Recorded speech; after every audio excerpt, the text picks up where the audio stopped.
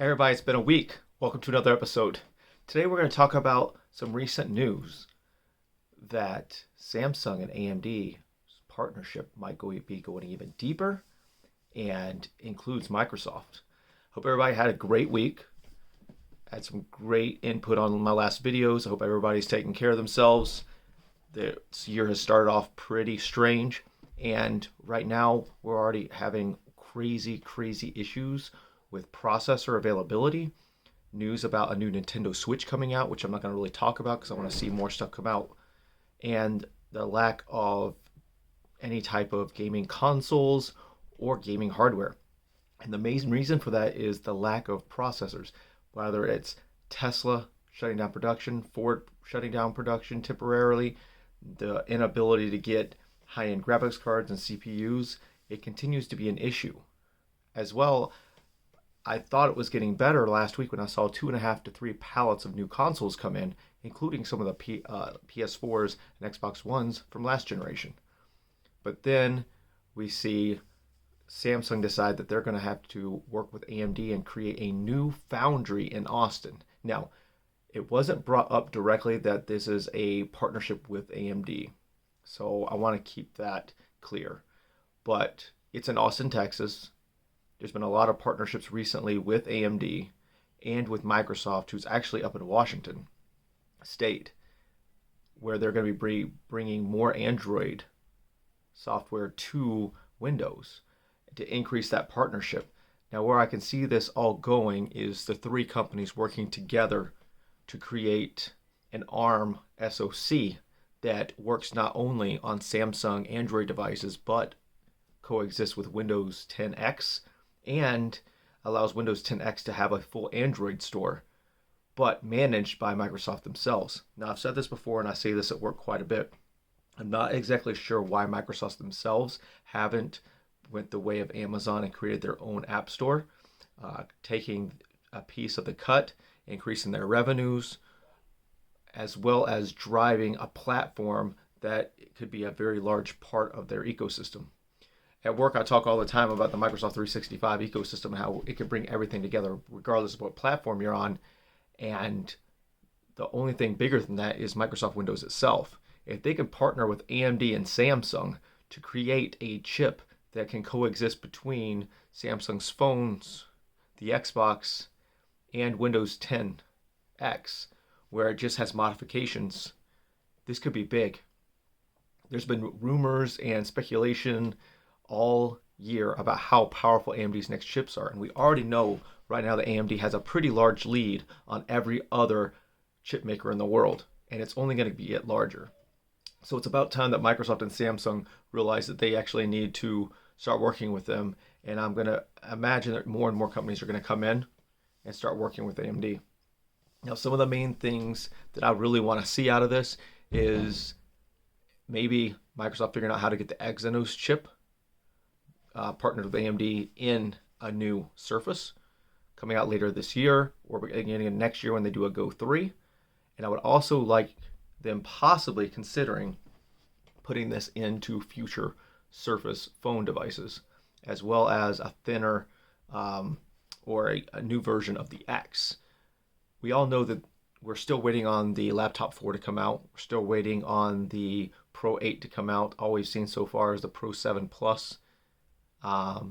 And all we know is that a lot of the problems is the current state of the world and limitations on hardware.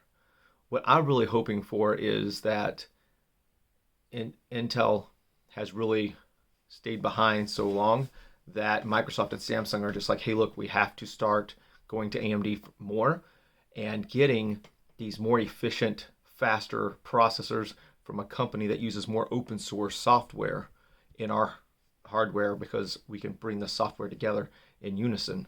And this is the direction I've been thinking for a long time was going to happen. But as a guy that is very speculative on everything I even think, and I'm never 100% on anything when it comes to the tech world, I do, however, think very highly of a partnership between Samsung, AMD, and Microsoft. And it could be big even for tablet devices like this, my Surface Duo, laptops. It could be big in general.